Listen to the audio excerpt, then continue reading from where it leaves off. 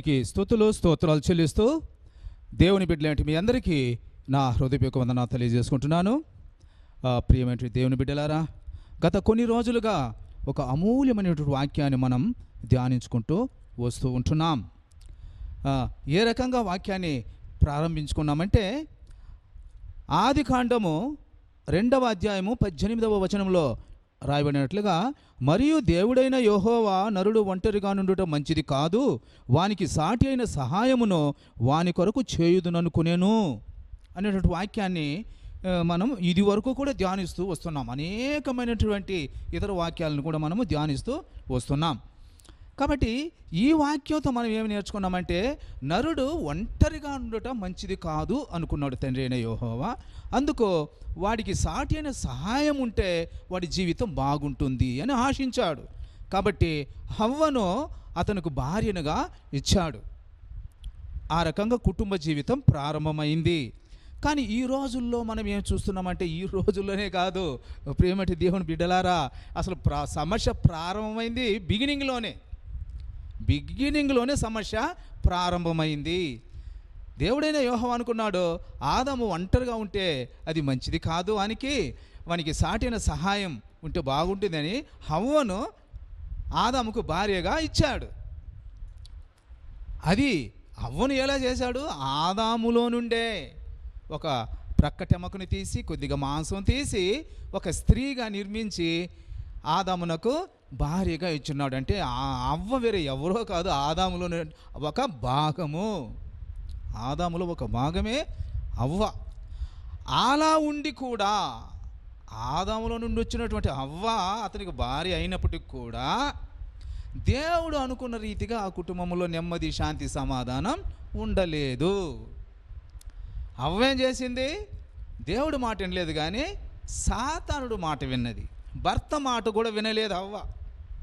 భర్త మాట వినలేదు. సాతానుడు అవ్వను మోసపుచ్చినప్పుడు అవ్వ, నా భర్త ఉన్నాడు, నా భర్తని ఒకసారి అడుగుతాను నేను అని అనలేదు ఆమె. సాతానుడు, ఈ ఫలాన్ని నువ్వు తిను, నీకు జ్ఞానం వస్తుంది, నువ్వు దేవునికి సరి సమానురాలు అవుతావు. అది దేవుడికి ఇష్టం లేదు కాబట్టి, అసలు అది నిజమైన వాస్తవం, అందుకే దేవుడు తినొద్దు అని చెప్పాడు, మీరు చావరు, అది అబద్ధపు మాట. ఎందుకు తినొద్దు అన్నాడంటే, మీరు తిన్నారంటే ఆయన ఎంతటి వారు మీరు అవుతారు, అది ఆయనకి ఇష్టం లేదు.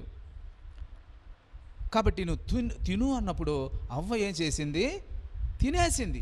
ఆదాముని అడగలేదు, అసలు ఆదాం పర్మిషన్ తీసుకోలేదు. వచ్చిందా సమస్య? మరి దేవుడైనా యెహోవా ఏమనుకున్నారు? నరుడు ఒంటరిగా ఉంటే మంచిది కాదు, వాడికి తోడు ఉంటే మంచిది అనుకున్నాడు. కానీ తోడు వచ్చిన తర్వాత సమస్యలన్నీ బిగినైనాయి. ఇప్పుడు అదే జరుగుతుంది ఈ ప్రపంచంలో. సింగిల్గా ఉన్నప్పుడే పురుషులు అంతో ఎంతో సంతోషంగా ఉంటున్నారు. వివాహమైన తర్వాత అనేకమైన శ్రమలు, అనేకమైన బాధలు. కాబట్టి ఇది ఎక్కడ ప్రారంభమైందంటే, బిగినింగ్లోనే యెహోవా తండ్రి దగ్గరే ప్రారంభమైంది. ఇది జతపరచబడిన తరువాత కూడా ఏ మేలు కలగలేదు ఆదాముకు. తప్పు చేసింది ఎవరు? అవ్వ. తినొద్దని చెప్పిన పండు తిన్నది అవ్వ మొదట, తర్వాత తెచ్చి కొన్ని భర్తకు కూడా ఇచ్చింది. అప్పుడు ఆదామైనా తినకుండా ఉండాల్సింది, కానీ అతను కూడా అవ్వ మాట విని, సర్పం ఇలా చెప్పింది, మనం చనిపోమంట, మనం జ్ఞానవంతులం అవుతామంట, అది దేవుడికి ఇష్టం లేదంట, దేవుడు అబద్ధికుడంట అని చెప్పినప్పుడు ఆదాము కూడా దేవుడు మాట మీరి తినొద్దన్న పండు తిన్నాడు. కాబట్టి అక్కడి నుంచి వెలివేయబడ్డారు. ఈ కథ అందరికీ తెలిసిందే. కథ అంటే కథ కాదు ఇది. దీంట్లో ఎన్నో విషయాలు, మనకు తెలుసుకునే విషయాలు ఎన్నో ఉన్నాయి. తర్వాత మీకు ఒక్కొక్కటిగా వివరిస్తాను. కాబట్టి జస్ట్ ఇప్పుడు ఏం తెలుసుకుంటున్నామంటే, దేవుడు అనుకున్న రీతిగా కుటుంబ వ్యవస్థలో నెమ్మది, శాంతి, సమాధానం ఉంటుంది అని దేవుడు ఆశించాడు, కోరుకున్నాడు, అనుకున్నాడు. కానీ అది జరగట్లేదు. కుటుంబాలలో కూడా నెమ్మది, శాంతి, సమాధానం లేదు. దానికి కారణం ఏమిటి అని కూడా మనం తెలుసుకున్నాం. ఏమిటి కారణం అంటే, సేమ్ కారణం. అవ్వాదాములు ఏం తప్పు చేశారు, అదే తప్పు ఇప్పటికి కూడా మనుషులు కంటిన్యూ చేస్తున్నారు. అదే వంశ పారంపర్యమే కదా, అవ్వాదం నుంచి వచ్చిన వాళ్ళే కదా, అదే రక్తం పంచుకొని పుట్టిన వారం కదా. ఆ బుద్ధులు ఎక్కడికి పోలేదు మనుషులకు. అవ్వాదములు ఏం చేశారు? సృష్టికర్త అయినటువంటి దేవుని మాట వినలేదు, కానీ సాతానుడు మాట, అపవాది మాట వాళ్ళు విన్నారు. ఎంత మూర్ఖులో చూడండి, ఎంత మూర్ఖులో చూడండి, ఎంత మూర్ఖతో నిండిపోయి ఉన్నారు వాళ్ళు. ఇప్పుడు కూడా మనుషులు చేస్తుండే తప్పు అదే. దేవుడు మాట వినటలేదు. ఇప్పటికి కూడా భార్యలు కానీ భర్తలు కానీ దేవుని మాట వినటలేదు, కానీ సాతాను మాటే వింటున్నారు. అందుకు కుటుంబాలలో నెమ్మది లేదు, శాంతి లేదు, సమాధానం లేదు, సంతోషం లేదు అనేటువంటి కారణాలు కూడా మనం తెలుసుకున్నాం. ఇప్పుడు మరి ఒక కారణాన్ని తెలుసుకున్నాం. తర్వాత భర్తలు ఏ ఏ విషయంలో తప్పిపోయారు, భార్యలు ఏ ఏ విషయంలో తప్పిపోయారు, అవన్నీ కూడా మనం చాలా విషయాలు తెలుసుకున్నాం. తర్వాత ఫోకస్ ఇప్పుడు షిఫ్ట్ అయి ఉన్నది. భార్య భర్తల నుండి ఫోకస్ యవ్వనస్తులు, యవ్వన బిడ్డల మీదకు షిఫ్ట్ అయి ఉన్నది. ఎందుకు షిఫ్ట్ అయిందంటే, అసలు మనిషికి ఎన్ని స్టేజెస్ ఉన్నాయి? 4 స్టేజెస్ ఉన్నాయి అని మనం తెలుసుకున్నాం. అంటే ప్రతి స్టేజ్లోనూ వాళ్ళు తప్పులు చేస్తున్నారు. కాబట్టి మొదట స్టేజెస్ ఏమిటి అని తెలుసుకుంటే, ఏ ఏ స్టేజ్లో వాళ్ళు ఏం తప్పులు చేస్తున్నారు అని మనము డీటెయిల్గా తెలుసుకోవచ్చు. ఎందుకు ఇంత వివరంగా పోతున్నామంటే, ప్రతి స్టేజ్లోనూ కరెక్టివ్ స్టెప్స్ ఆర్ రిక్వైర్డ్. ప్రతి స్టేజ్లోనూ కరెక్షన్స్ కావాలి, మనుషుల్ని దిద్దాలి. అందుకు స్టేజెస్ ఏమిటి, ఏ స్టేజెస్లో ఏం తప్పులు చేస్తున్నారు అని 4 స్టేజెస్ ఒక్కొక్కటిగా మనం చూడాలి ఇప్పుడు. కాబట్టి మొదటి స్టేజ్ బాల్యము, 12 ఏళ్ల వయసు వరకు అనుకుందాం బాల్యం. రెండవ స్టేజ్ యవ్వనము, దట్ ఈస్ టీనేజ్. అది ఒక 20 సంవత్సరాల వరకు వెళ్తుంది, 21 సంవత్సరం వరకు వెళ్తుంది అనుకుందాం. టీనేజ్ వివాహానికి ముందు ఒక అప్ టు 21 ఇయర్స్ అనుకుందాం. అది యవ్వనము అనేటువంటి స్టేజ్. తర్వాత మూడవ స్టేజ్ ఏంటంటే, వివాహం చేసుకుంటారే దాంపత్య జీవితము, దాంపత్యము, అది మూడవ స్టేజ్. 4వ స్టేజ్ వృద్ధాపము. వయసు అయిపోతుంది కదా, 60 ఏళ్ళు దాటి రిటైర్ అయ్యి ఇంట్లో కూర్చుంటారు కదా పనిచేసేవాళ్ళు. పని చేయని వారు కూడా నాకు వయసు అయిపోయిందని ఇంట్లో ఇంక ఊరికే కూర్చుంటారు కదా, వృద్ధాపం. ఇది 4వ స్టేజ్. ఈ 4 స్టేజ్లలోనూ పురుషులు తప్పులు చేస్తున్నారు, స్త్రీలు తప్పులు చేస్తున్నారు. అంటే ఆ మగవారు తప్పు చేస్తున్నారు, ఆడవారు తప్పులు చేస్తున్నారు. అందుకే కుటుంబాలలో నెమ్మది లేదు, శాంతి సమాధానం లేదు. కాబట్టి మనము స్టార్ట్ విత్ ఎక్కడి నుంచి ప్రారంభించామంటే, దాంపత్య జీవితం నుంచి ప్రారంభించాం మనం. ఇప్పుడు దాంపత్య జీవితం నుంచి వెనక్కి పోదాం. ఇప్పుడు వెనక స్టేజ్లో మనం ఉన్నాం. అంటే ఏది? టీనేజ్, బాల్యము కాదు, యవ్వనము అనే స్టేజ్లో మనం ఇప్పుడు ఉన్నాం. ఇది చాలా ఇంపార్టెంట్ స్టేజ్. దాంపత్య జీవితంలో జీవితాలు ఫెయిల్యూర్ కావడానికి యాక్చువల్లీ ఆ ఫెయిల్యూర్ ఇక్కడై ఉంటుంది. యవ్వనము అనేటువంటి స్టేజ్లో ఫెయిల్యూర్ అయి ఉంటుంది. ఈ ఫెయిల్యూర్ ఇఫెక్టే అక్కడ కష్టపడేది మనుషులు. ఈవెన్ వృద్ధాపంలో కష్టపడేది కూడా. మనుషులు వృద్ధాపంలో కష్టపడడానికి, దాంపత్య జీవితంలో కష్టపడడానికి అసలు కారణం ఏమిటంటే, ఈ పిల్లలు ఆడవారు కానీ మగవారు కానీ చేసేటువంటి తప్పులు. ఏ స్టేజ్లో? యవ్వనము అనేటువంటి స్టేజ్లో వాళ్ళు ఏ తప్పులైతే చేస్తారో దాని ఇఫెక్టే దాంపత్య జీవితంలోనూ వృద్ధాపంలోనూ ఉంటుంది. కాబట్టి ఈ యవ్వనము అనే stage it is very very very very important. ఒక మనిషి యొక్క జీవితాన్ని డిసైడ్ చేసేదే ఆ ఏజ్. ఆ విషయాన్ని కూడా మనం తెలుసుకున్నాం. చెడిపోయిన వాళ్ళందరినీ కూడా మనం అడిగామంటే, నువ్వు ఏ వయసులో చెడిపోయావు అంటే వాడు ఏం చెప్తాడంటే 13 నుంచి 19 చెప్తాడు.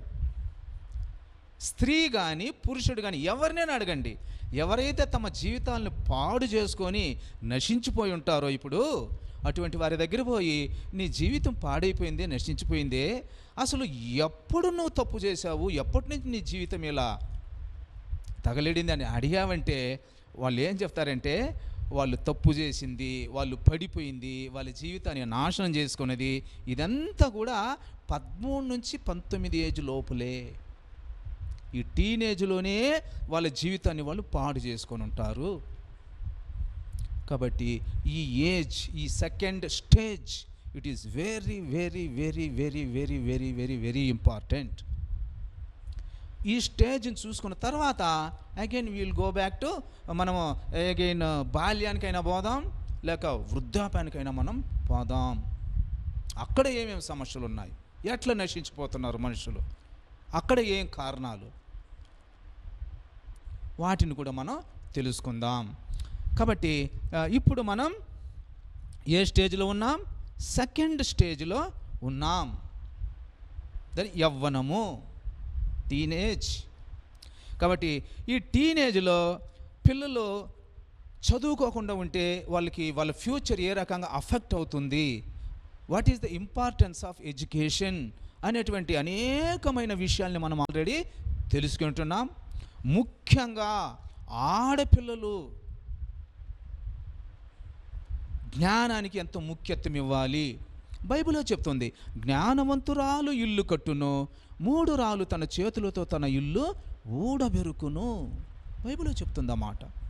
కాబట్టి ప్రతి ఒక్కరు కూడా జ్ఞానము కలిగి జీవించినట్లయితే వాళ్ళ జీవితం బాగుంటుంది అని బైబిల్ చెప్తుంది. కాబట్టి బైబిల్ ఎన్నో ముఖ్యమైన విషయాలను మనకు తెలియజేస్తుంది. సామెతల గ్రంథం 4వ అధ్యాయం 5వ వచనం నుంచి మనం 10వ వచనం వరకు ఇదివరకే చదువుకొని ఉన్నాం, ఇదివరకే ధ్యానించాం. మనకు తెలుసు అనేకమైన విషయాల్ని మనం ఆల్రెడీ తెలుసుకున్నాం, ఎన్ని ముఖ్యమైన అంశాలు అక్కడ ఉన్నాయో అని. తర్వాత ఇంకా కొన్ని విషయాల్ని కూడా మనము తెలుసుకున్నాం. ఏంటది? నీ స్వబుద్ధిని ఆధారము చేసి కొనక, నీ సొంత బుద్ధితో నువ్వు జీవించొద్దు. నీకు పుట్టుకతో వచ్చిన బుద్ధి అది మంచిది కానే కాదది. ఏ రకంగా సామాన్యంగా పుట్టిన బిడ్డలందరూ కూడా చిన్న బిడ్డలుగా ఉన్నప్పుడే పుట్టుకతో వచ్చిన ఎంట్రీలు ఏం చేస్తారు? తీసేస్తారు. తెలుసు కదా, అందరూ చేస్తారు ఈ పని. క్రైస్తవులు కానీ ఇతరులు ప్రతి ఒక్కరు కూడా, అన్యులు అందరూ చేస్తారు ఈ పని. పుట్టుకతో వచ్చిన వెంట్రుకలను తీసి పారేస్తారు. అదే రకంగా మనం అందరూ కూడా మనకు పుట్టుకతో వచ్చిందో బుద్ధి, దాన్ని తీసి పారేయాలి బయట. అది మంచిది కాదు, ఇది పనికి మాలిన బుద్ధి. పుట్టుకతో మనకి ఏ బుద్ధి అయితే వచ్చి ఉంటుందో అది పనికి మాలిన బుద్ధి. ఎవరో కొంతమంది కోటికొకరు అనుకోవచ్చు, అటువంటి పుట్టుకతో కూడా మంచి బుద్ధి వచ్చి ఉంటుంది, వెరీ రేర్. కానీ మిగిలిన వారికి అంతా పుట్టుకతో వచ్చే బుద్ధి పనికి మాలిన బుద్ధి అయి ఉంటుంది. కాబట్టి దేవుడు అంటున్నాడు, ఆ బుద్ధిని తీసేయి బిడ్డ అంటున్నాడు. ఆ పనికి మాలిన బుద్ధిని తీసివేయి, నేనిస్తాను నీకు పరిపూర్ణమైనటువంటి జ్ఞానాన్ని నేనిస్తాను, అది ఉచితంగా ఇస్తాను, నా బిడ్డలారా పుచ్చుకోండి అని. ఎంత పెద్ద బైబిల్ మనకిచ్చాడు దేవుడు, ఎంత పెద్ద బైబిల్ నిండుగా జ్ఞానమే. బుద్ధి, జ్ఞానం, తెలివి, వివేకం, ఇవే ఉండేది బైబిల్లో. మనం జీవించడానికి కావాల్సినటువంటి బుద్ధి జ్ఞానం, మనం తండ్రి దగ్గరికి తిరిగి వెళ్ళడానికి కావాల్సిన బుద్ధి జ్ఞానం, పరలోక రాజ్యంలో నిత్య జీవాన్ని పొందుకోవడానికి కావాల్సినటువంటి బుద్ధి జ్ఞానం, ఈ భూమి మీద ఉన్నంత వరకు దీర్ఘాయుష్షు కలిగి నెమ్మది, శాంతి, సమాధానంతో జీవించడానికి కావాల్సినటువంటి బుద్ధి జ్ఞానం, అదే ఉండేది బైబిల్లో. ఉచితంగా ఇస్తున్నాడు దేవుడు, ఉచితంగా ఇస్తున్నాడు. టీవీలో ఎంతమంది బోధిస్తున్నారు 24 hours. మొబైల్ చేతికెత్తుకో, any time 24 hours, any time నువ్వు వాక్యాన్ని చూడవచ్చు, ఫ్రీ ఆఫ్ కాస్ట్. కాబట్టి ఎంత గొప్ప దేవుడో చూడండి, ఎంత ప్రేమ కలిగిన దేవుడో చూడండి.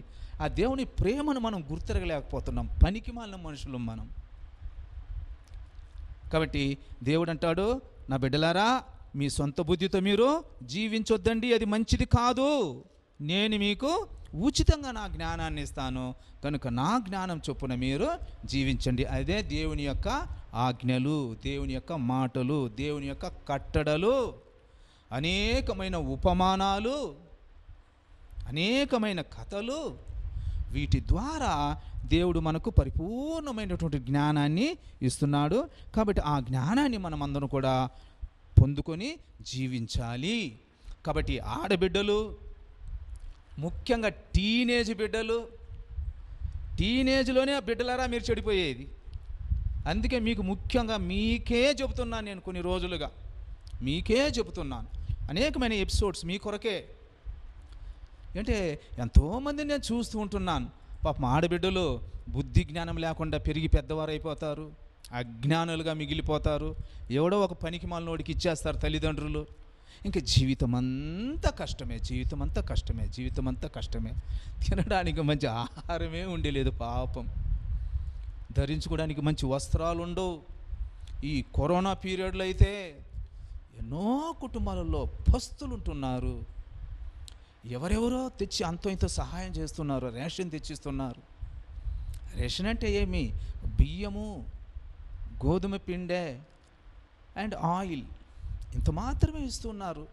ఏదో దయ కనికరం కలిగినటువంటి డబ్బులు ఉండేవాళ్ళు కొంతమంది తెస్తూ ఉన్నారు. అటువంటి దాంతో జీవనం చేస్తున్నారు పాపం ఎంతోమంది.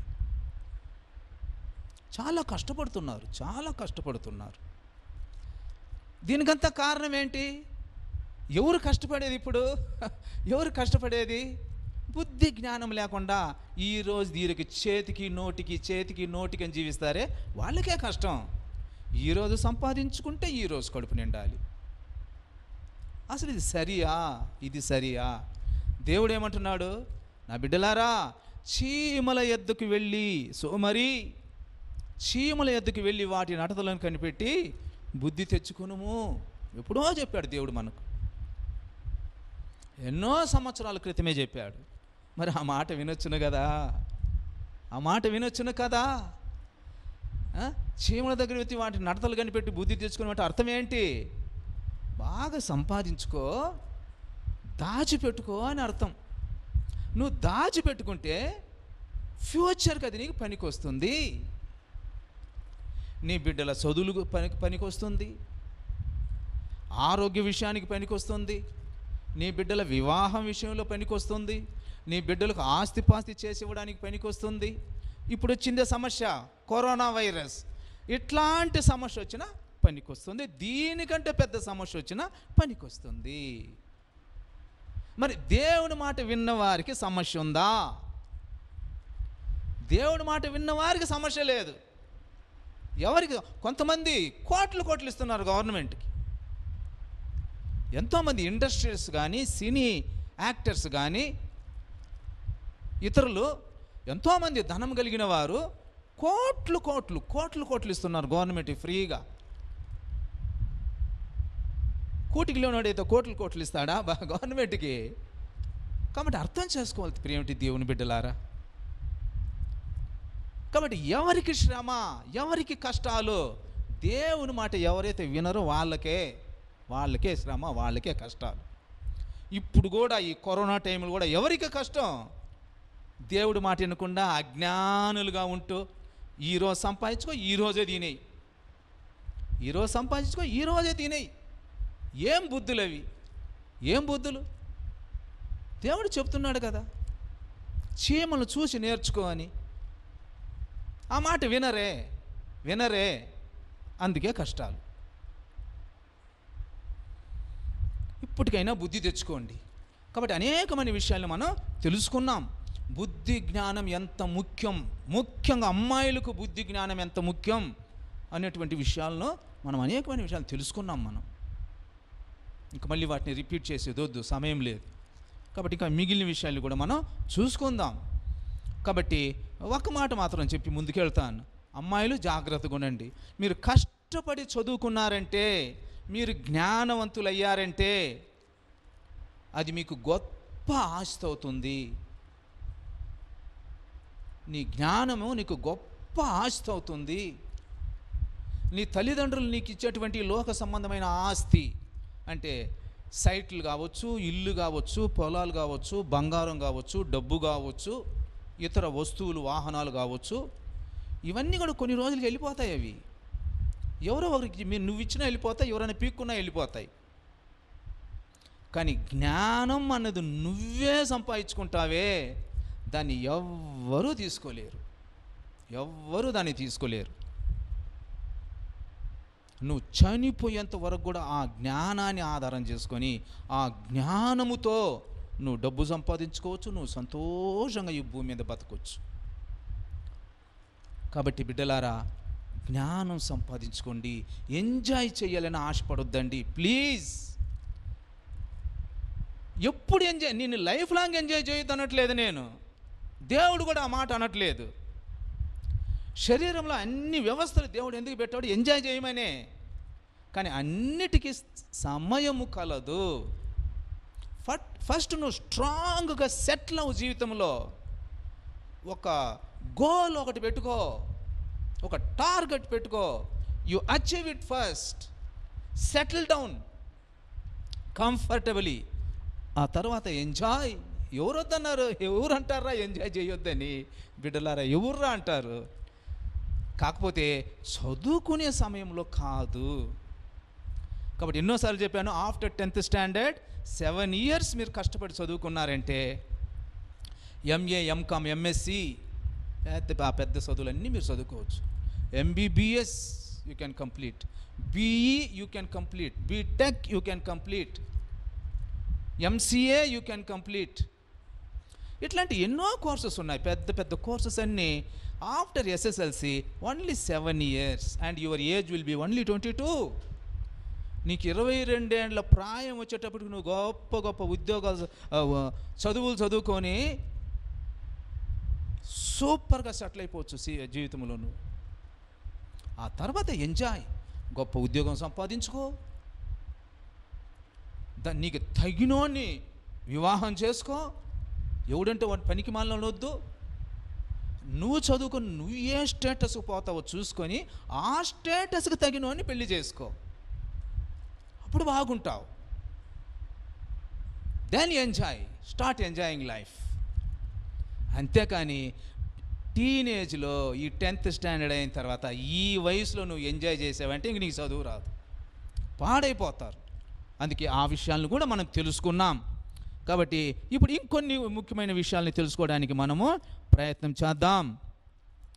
కాబట్టి ప్రియమైన దేవుని బిడ్డలారా, ఒక్కవేళ ఏదో కారణం మూలంగా ఒకవేళ మీరు చదువుకోలేదనుకో, ఏదో కారణము చదువుకోలేదు, కానీ ఇప్పుడు ఈ వాక్యం విన్న తర్వాత, లేక వేరే నాలాగా ఎవరో దేవుని సేవకులు చెప్పేట వాక్యం విన్న తర్వాత అప్పుడు మీ ట్యూబ్లైట్ వెలిగిందనుకోండి, అరే నాతో నా క్లాస్మేట్ ఒక అమ్మాయి, చిన్నప్పుడు ఆ అమ్మాయి నేను అక్కడ చదువుకున్నాము ప్రైమరీ స్కూల్లో, ఆ అమ్మాయి ఈరోజు పెద్ద డాక్టర్ అయిందామె, ఆమె యొక్క భర్త కూడా పెద్ద డాక్టర్, కోట్ల కొలది సంపాదించుకుంటున్నారు వాళ్ళు, లగ్జరియస్గా జీవిస్తున్నారు, ఎంత బాగున్నారు వాళ్ళు.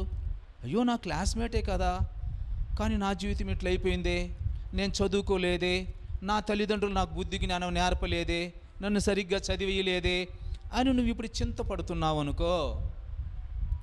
ఊరికి చింతపడుతూ ఉంటే నో యూస్. పోనీ ఇప్పటికైనా దేవుడు నీకు ఆ జ్ఞానాన్ని కలుగజేసినాడు కదా, మార్గాలు ఉన్నాయి, నీకు మార్గాలు ఉన్నాయి బిడ్డ, నీకు మార్గాలు ఉన్నాయి.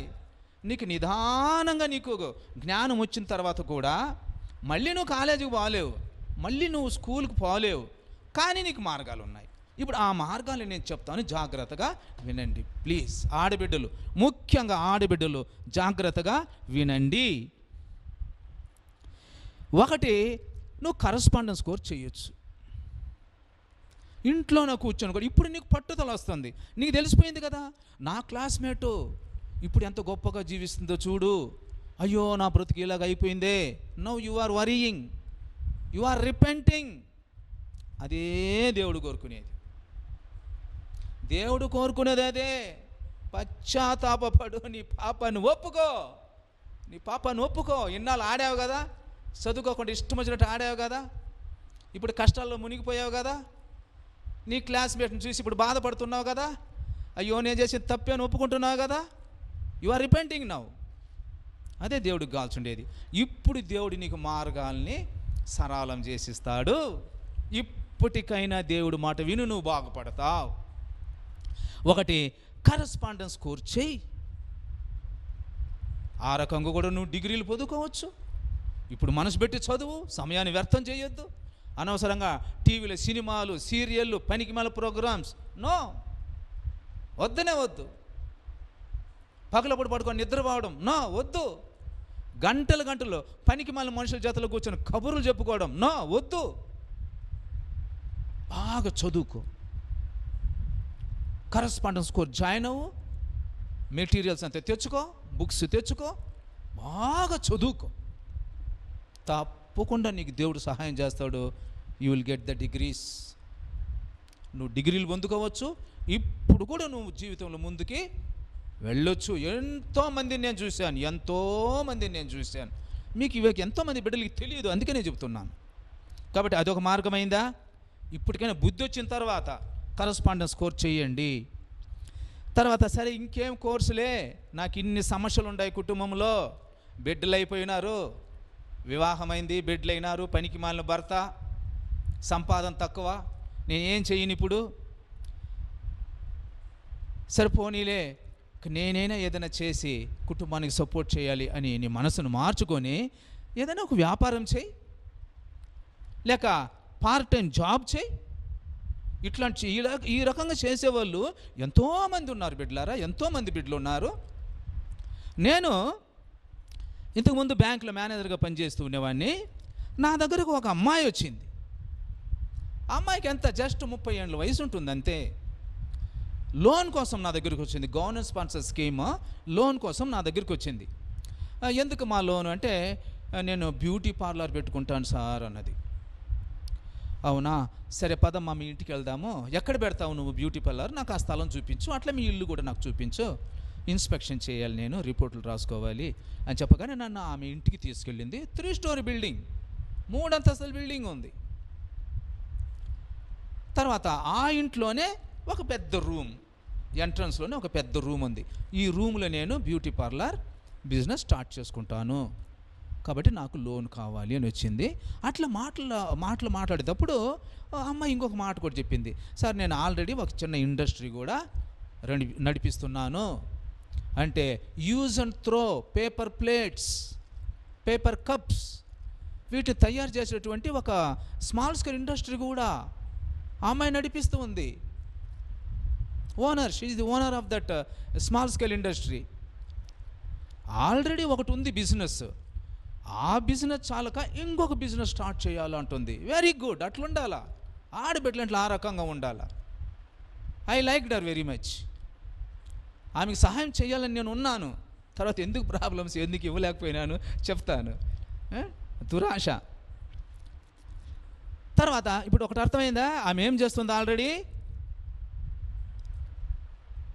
ఇండస్ట్రీ ఆల్రెడీ రన్ చేస్తూ ఉంది ఆమె. Use and throw paper plates, paper cups manufacturing activity ఆమె జరిపిస్తుంది. బాగా దాంట్లో డబ్బు సంపాదించుకుంటూ ఉంది. ఇప్పుడు మళ్ళీ ఇంకొక బిజినెస్ ఏం స్టార్ట్ చేస్తామంటుంది? బ్యూటీ పార్లర్ బిజినెస్, దాని ద్వారా డబ్బు సంపాదించుకోవాలా అని.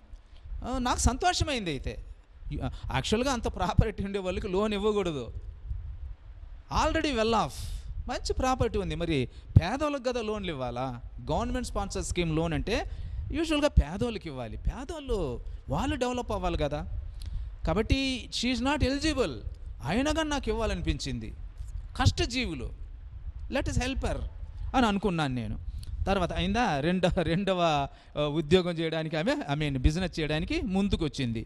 అట్లే మాట్లాడుతూ ఉంటే నేను, నీ బ్యాంక్ స్టేట్మెంట్ ఆఫ్ ఒకటి కావాలమ్మా నాకు అని అన్నాను. అంటే paper use and throw papers manufacture చేస్తుంది కదా, ఆ బిజినెస్ ఎట్లుందో ఏమో చూద్దామని అట్లే బ్యాంక్ స్టేట్మెంట్ ఆఫ్ అకౌంట్ చూద్దామని చూస్తే ఎల్ఐసి ఏజెంట్గా పనిచేస్తుంది, కమిషన్ క్రెడిట్ అవుతా ఉంది అకౌంట్కి. అది ఒకటి చూశాను.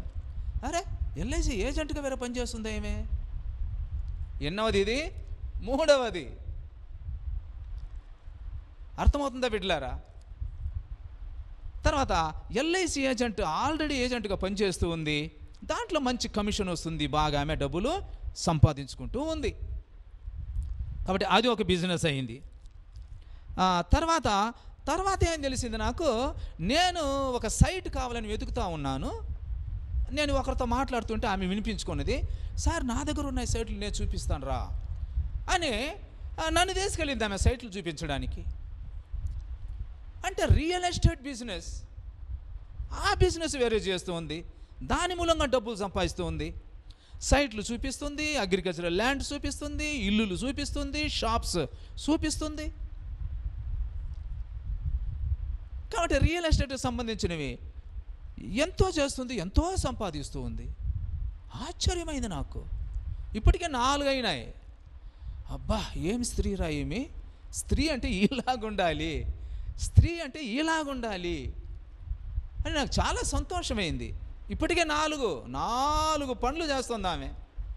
బ్యూటీ పార్లర్ కూడా లైట్గా ప్రారంభించి ఉన్నది, ఇంకా డెవలప్మెంట్ చేయడానికే డబ్బు అడిగింది, లోన్ అడిగింది. తర్వాత మరొకసారి నాకు మరొక చోట కనపడింది ఆమె. అదేమిటంటే సెల్ఫ్ హెల్ప్ గ్రూప్స్ ఉంటాయి. ఒక 20 మంది స్త్రీలు కలిసి ఒక గ్రూప్ ఫార్మేషన్ చేసుకొని వాళ్ళు స్మాల్ యాక్టివిటీస్ చేసుకుంటారు, బ్యాంకులో లోన్ తీసుకుంటారు, షేర్ చేసుకుంటారు, సంపాదించుకుంటారు, జీవిస్తారు, బ్యాంకు కట్టుకుంటారు. ఈ రకంగా ఉంటాయి సెల్ఫ్ హెల్ప్ గ్రూప్స్. కానీ వాళ్ళల్లో అంతగా ఎడ్యుకేషన్ ఉండదు, వాళ్ళకి తెలియదు. హౌస్ వైఫ్స్, అన్ఎడ్యుకేటెడ్, వాళ్ళందరికీ ఈమె హెల్ప్ చేస్తుంది. బుక్స్ మెయింటైన్ చేయడం ఎలా, గవర్నమెంట్ మున్సిపల్ ఆఫీస్ని విజిట్ చేయడం ఎలా, ఎవరిని కాంటాక్ట్ చేయాలి, ఎలా మాట్లాడాలి, తర్వాత గవర్నమెంట్ అఫీషియల్స్ తాలూకా ఆఫీస్ కానీ లేక డీసీ ఆఫీస్ కానీ ఎవరిని కాంటాక్ట్ చేయాలి, ఏ రకంగా మాట్లాడాలి, ఏ రకంగా లోన్లు తీసుకోవాలి, ఈ అన్ని విషయాలలో వాళ్ళకి సహాయపడుతూ ఉంది. మరి వాళ్ళు ఊరికనే సహాయం తీసుకుంటారా? వాళ్ళు ఏదైనా అంత ఎంతో కమిషన్ ఇస్తారేమో. ఈ రకంగా 5 రకాల పనులు చేస్తుంది ఆ అమ్మాయి. షీఈస్ ఓన్లీ 30 years old, 30 ఏళ్ళ వయసు అంతే. Already she has constructed 3-story building, 3 అంతస్తుల బిల్డింగ్ కట్టింది ఆమె. ఆమెకు ఎంతో రెస్పెక్ట్, కుటుంబంలో ఎంతో రెస్పెక్ట్ ఆమె. మరి ఆ రకంగా చక్రం తిరిగినట్టు తిరుగుతూ ఉంది, ఒక్క చోట ఉండదు ఆమె, చక్రం తిరిగినట్టు తిరుగుతూ ఉంది.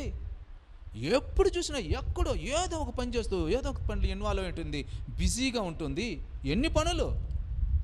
ఒకటి ఇంట్లోనే బ్యూటీ పార్లర్ బిజినెస్, దానికి టైం పెట్టుకుంటుంది, this time and this time only ladies,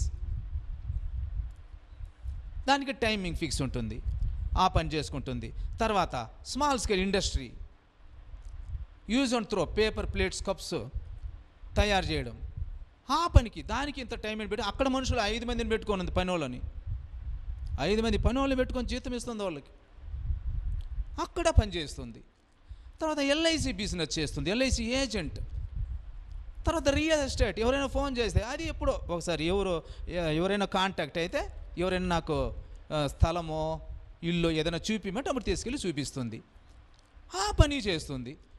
తర్వాత ఈవినింగ్ టైమ్స్ ఈ సెల్ఫ్ హెల్ప్ గ్రూప్స్ ఉంటాయి కదా, ఆ స్త్రీల దగ్గరికి వెళ్ళి వాళ్ళకి హెల్ప్ చేస్తుంది. అది ఎవ్రీడే ఏముండదో అప్పుడప్పుడు ఉంటుంది, అక్కడ నువ్వు డబ్బు సంపాదిస్తుంది. ఈ రకంగా బ్రతకాలన్న పట్టుదల ఉండాలే కానీ దేవుడు ఎన్ని దారులు చూపించడు నీకు. నువ్వు సోమరివై ఇంట్లో కూర్చున్నావంటే నీకు ఏ దారి కనిపించదు. అందుకే దేవుడు అంటున్నాడు, సోమరితనం మంచిది కాదు అంటున్నాడు. చీమల్లాగుండు, చిక్కినప్పుడే సంపాదించుకో అంటున్నాడు. చీమలు వేసవి కాలంలో అన్నీ చేర్చుకుంటాయి, దాచుకుంటాయి అన్నీ. అదే రకంగా నువ్వు కూడా ఎప్పుడు నీకు ఆపర్చునిటీ దొరుకుతుందో you encash it, you utilise it. కాబట్టి ఎందుకు ఇది మీకు నేను చెప్పానంటే, ఎంతోమందికి ఈ విషయాలు తెలియదు. బావిలో కప్పలాగన ఇంటి దగ్గర ఊరు కూర్చొని ఉంటారు. అయ్యో నాకు మంచి భర్త దొరకలేదే, ఆయన సంపాదించట్లేదే, మాకు ఆహారం పెట్టట్లేదే, నన్ను నా బిడ్డను చంపుతున్నాడే, బిడ్డను చదవేయట్లేదే, మాకు అనారోగ్యం వస్తే హాస్పిటల్కి తీసుకెళ్ళట్లేదే, ప్రేమగా మాట్లాడట్లేదే, మమ్మల్ని ఎక్కడికి బయటికి తీసుకెళ్ళట్లేదే, ఇంట్లోనే కుక్కను కట్టినట్టు కట్టేశాడే. మీరు చదువుకోకుంటే మరి అంతేరా మీ బతుకు. మామూలు కుక్కను కట్టడానికైనా ఒక 150 రూపాయలు లేక 200 రూపాయలు చైన్ కావాలి బిడ్డలారా. చదువుకోకుండా ఉంటే మిమ్మల్ని ఇంట్లో కట్టడానికి 10 రూపాయలు బొందం చాలు. ఒకసారి నీ మెడలో బొందం కట్టేశారంటే, వివాహం అయిందంటే, కుక్కను కట్టినట్టు నిన్ను ఏ పోస్టుకు కట్టాల్సిన అవసరం లేదు. మెడలో కట్టేశాడే తాళి, దట్ ఈస్ సఫిషియంట్. ఆ తాడు దట్ ఈస్ సఫిషియంట్. 10 రూపాయల తాడు, 10 రూపాయల తాడు సఫిషియంట్. ఎంతోమంది వివాహం అయ్యేటప్పుడు ఏం చేస్తారు? పసుపు కొమ్ము కడతారు అంతే, బంగారు తాలిబొట్టు కూడా కట్టరు. ఈ రోజుల్లో మోడర్న్ అయింది, తాలిబొట్లు కడుతున్నారు. కానీ ఆ రోజుల్లో పసుపు కొమ్మే కట్టేది, జస్ట్ ఒక తాడు మెడలో కట్టేది. తాడు కట్టేస్తే పెళ్ళి అయిపోయింది అని అందరికీ తెలుసు. దానికే ఆ సమయానికే ఇంపార్టెన్స్. సెలవేనా, కట్టేనా, కట్టు కట్టు అంటారు. కట్టాడు, అయిపోయింది. నిన్ను కుక్కను కట్టినట్టు నిన్ను. ఇంక నేను ఏ చైన్ వేసి కట్టాల్సిన అవసరం లేదు. 10 రూపాయల తాడు పొందడం చాలు నిన్ను కట్టడానికి. కాబట్టి జాగ్రత్తగా ఉండండి బిడ్డలారా, జాగ్రత్తగా ఉండండి. నువ్వు ఇప్పుడు ఏడిస్తే ఏ ప్రయోజనం లేదు. ఏడిస్తే ప్రయోజనం లేదు. ఇప్పటికైనా నువ్వు మనసు మార్చుకుంటే ప్రయోజనం ఉంది. అరే నా క్లాస్మేట్ డాక్టర్ అయిపోయిందే, ఆమె హస్బెండ్ డాక్టరు, పెద్ద హాస్పిటల్ కట్టుకున్నారు, ఎంత బాగా జీవిస్తున్నారు అని ఇప్పుడు నువ్వు కడుపు మడితే ప్రయోజనం ఏముంది? ఇప్పటికైనా మనసు పెట్టు, ఇప్పటికైనా మనసు మార్చుకో. కరస్పాండెన్స్ కోర్స్ అయినా చేయి, డిగ్రీలు సంపాదించుకో, and keep on trying. Try చేస్తూ ఉండు, దేవుడు నీకు సహాయపడతాడు. ఏదో ఒక మంచి ఉద్యోగం నీకు దొరుకుతుంది. లేదా ఇంకా నా వల్ల కాదులే, ఇంకా నా వల్ల కరస్పాండెన్స్ కోర్స్ కాదు, నా మైండ్ పని చేయట్లేదు అన్నావా, సరిపోని ఏదైనా ఒక బిజినెస్ చేయి, ఏదైనా పార్ట్ టైం జాబ్ చేయి. తర్వాత ఒక అమ్మాయి 5 రకాల పనులు చేసి ఏ రకంగా డబ్బు సంపాదించి కుటుంబాన్ని డెవలప్ చేసింది. 3 అంతస్తుల బిల్డింగ్ కట్టింది ఆమె. సంతోషంగా జీవిస్తున్నారు. వాళ్ళ ఇంటికి ఇన్స్పెక్షన్కి వెళ్ళాను నేను, బాగా కంఫర్టబుల్గా ఉన్నారు. All because of her. ఆ జ్ఞానవంతురాల మూలంగా. అంటే దీంతో ఏమర్థమవుతుంది? ఆమె పెద్ద చదువు ఏం చదువుకోలేదని. ఒకవేళ పెద్ద చదువు చదువుకొని ఉంటే గొప్ప ఉద్యోగానికి పోయి, ఇంత టాలెంట్ ఉండే ఆమె ఉద్యోగానికి పోకుండా ఉంటుందా? తప్పకుండా పోయిండేది. అంటే దీంతో నాకు అర్థమైంది, ఆమె పెద్ద చదువు ఏమీ చదువుకోలేదు.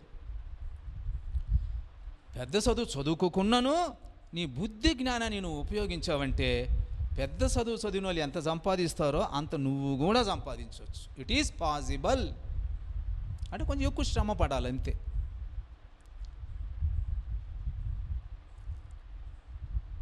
కాబట్టి ఈ భూమి మీద సంతోషంగా, నెమ్మది, శాంతి, సమాధానాలు కలిగి జీవించడానికి ఎంత కావాలో అంత సమృద్ధిగా దేవుడు నీకు ఇస్తాడు. ఈ అమ్మాయి ఏ రకంగా 5 పనులు చేస్తూ ఉందో, చక్రంలాగా తిరుగుతూ ఉందో,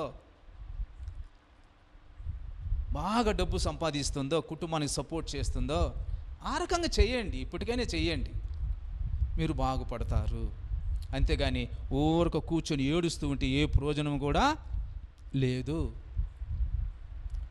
ఈ కొన్ని మాటలను దేవుడు ఆశీర్వదించి, దీవించి, కాపాడి రక్షించునుగాక.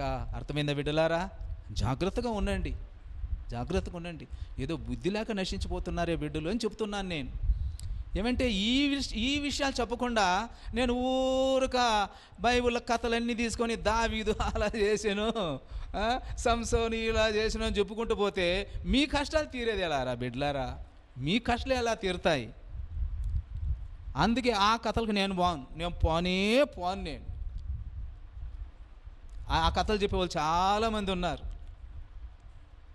నేను మీకు ఇప్పుడు మీ కష్టాల నుంచి మీరు తొలగడానికి మీకు ఏం కావాలా అది మాత్రమే చెబుతాను నేను. That not out of Bible అయితే, not out of Bible. Bible ఆధారం చేసుకొనే చెప్పేది. ఇప్పుడు ఏ మాటను ఆధారం చేసుకొని చెప్తున్నా? నేను ఇన్ని మాటలు చెప్తూ ఉన్నాను కదా. బిడ్డలు ఏ రకంగా ఉండాలి, ఏ స్టేజ్లో ఏమైపోతున్నారు, ఎందుకు అయిపోతున్నారు. ఇప్పుడు యవ్వన బిడ్డలు ముఖ్యంగా టీనేజర్స్, టర్నింగ్ పాయింట్, జీవితంలోనే టర్నింగ్ పాయింట్. నువ్వు నాశనమైపోతావా లేక నువ్వు వర్ధిల్లుతావా? This age decides. ఈ టీనేజ్లో నువ్వేం చేస్తావో దాని మీద ఆధారపడి ఉంటుంది. కాబట్టి ఈ ఏజ్లో నువ్వు ఏ రకంగా జీవించాలి అని బైబిలే చెప్తుంది. సామెతల గ్రంథం 4వ అధ్యాయము 5వ వచనం నుంచి చూడండి. సామెతల గ్రంథం అంతా చదవండి, మీకు అర్థమవుతుంది జ్ఞానాన్ని గురించి ఎన్ని విషయాలు రాయబడి ఉన్నాయి. కాబట్టి ఈ విషయాన్ని నేను చెప్తున్నాను, నాట్ అవుట్ ఆఫ్ బైబిల్. దీన్ని డీటెయిల్గా వివరిస్తానంతే, నథింగ్ ఎల్స్. కాబట్టి బైబిల్లో లేని మాటలు చెప్తున్నాను అనుకోవద్దండి. కొంతమంది పిచ్చోళ్ళు అట్లా కూడా అంటారు, ఆ రకంగా మాట్లాడే వాళ్ళు కూడా ఉన్నారు. డోంట్ కేర్, వాళ్ళతో మనకు పనే లేదు.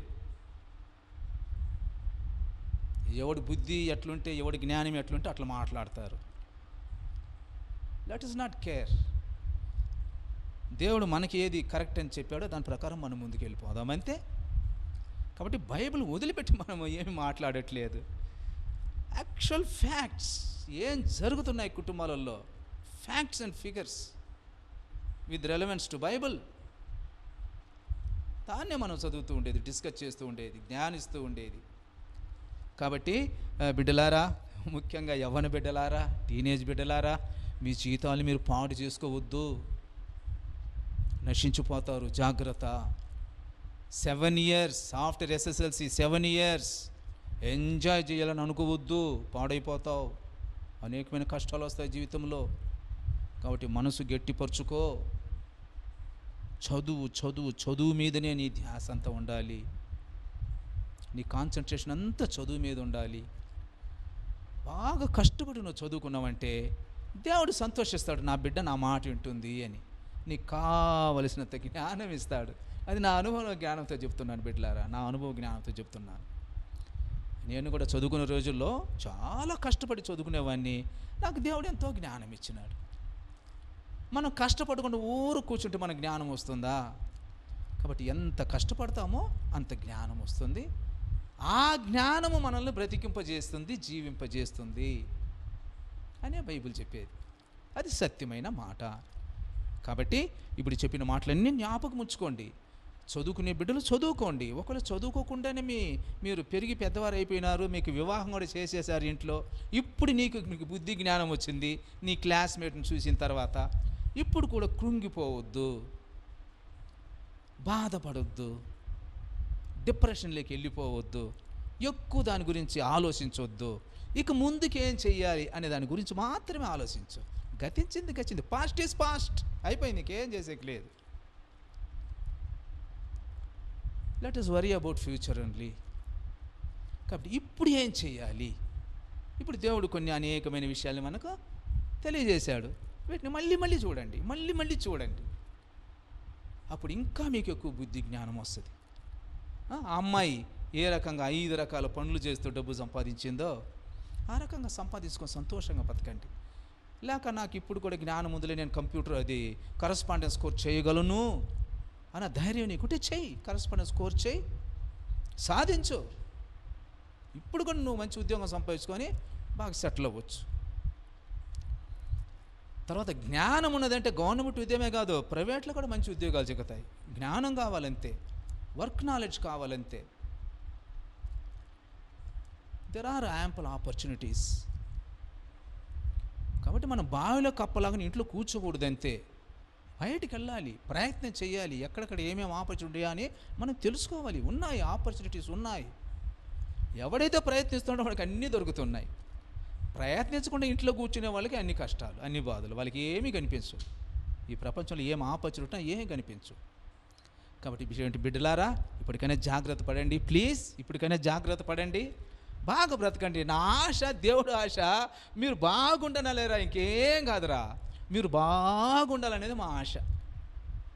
దేవుడు ఆశ అదే, నా ఆశ కూడా. అందుకే నేను ఈ రకంగా చెబుతున్నాను. లేకపోతే నాకేం కర్మ, నాకేం వేరే పని మాట లేదా? ఎందుకింత కష్టపడాలి నేను?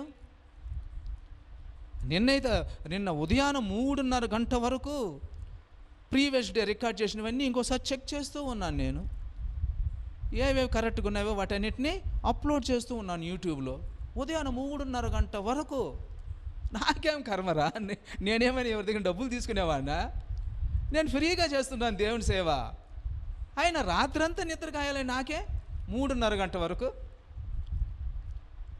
ఆశ నాకు, బిడ్డలు మీరు బాగుండాలని ఆశ.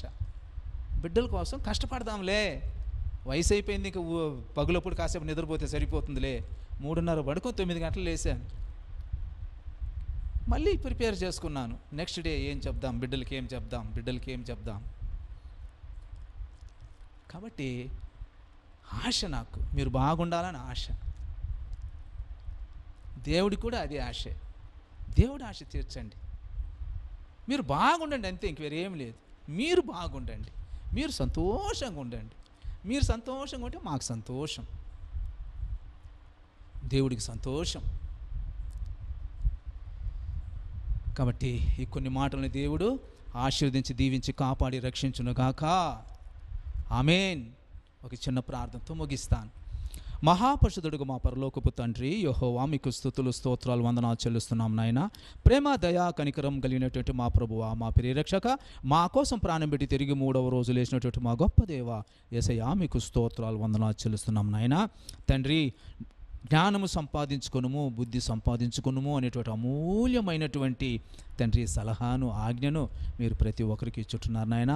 కానీ కొంతమంది బిడ్డలు, టీనేజ్లు, ముఖ్యంగా టీనేజ్లు ఉండేటువంటి బిడ్డలు తండ్రి, మీ ఆజ్ఞ యొక్క ముఖ్యత్వాన్ని తెలుసుకోకుండా, జీవితం అంటే ఏమని తెలుసుకోకుండా తండ్రి టీనేజ్లో తండ్రి పాడైపోతూ ఉంటున్నారు నాయన. మీ ఆజ్ఞలకు అనుసారంగా వారు సొంత బుద్ధితో జీవిస్తూ ఉంటున్నారు నాయన. కనుక తండ్రి అజ్ఞానులుగా మిగిలిపోతున్నారు, అనేకమైన కష్టాలను వారు కొని తెచ్చుకుంటున్నారు నాయన. తండ్రి, ఆ తరువాత కొద్ది కాలానికి వాళ్ళు జ్ఞానం వస్తుంది నాయన. అప్పుడైనా వాళ్ళు బాగుపడాలని ఎంతో కొన్ని కోరికలు వారి మనసులో పెంచుకుంటారు తండ్రి. ఆ రకంగా ఎవరైతే పశ్చాత్తాపడతారో, బాగా జీవించాలని ప్రేరేపణ కలుగు చేసుకుంటారో తండ్రి, అటువంటి బిడ్డలందరినీ కూడా మీరు కాపాడి రక్షించండి.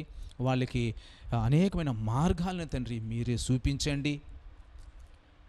వాళ్ళకు కావాల్సినటువంటి ప్రేరేపణను తండ్రి మీరే కలిగించండి. ప్రతి ఒక్క బిడ్డ కూడా నెమ్మది, శాంతి, సమాధానంతో సంతోషంగా జీవించడానికి సహాయపడండి. ఒక అమ్మాయి ఏ రకంగా 5 రకాల పనులు చేస్తూ డబ్బు సంపాదించుకున్నది అనేటువంటి జరిగిన విషయాన్ని కూడా బిడ్డలకు తెలియజేసి ఉంటున్నాను నాయన.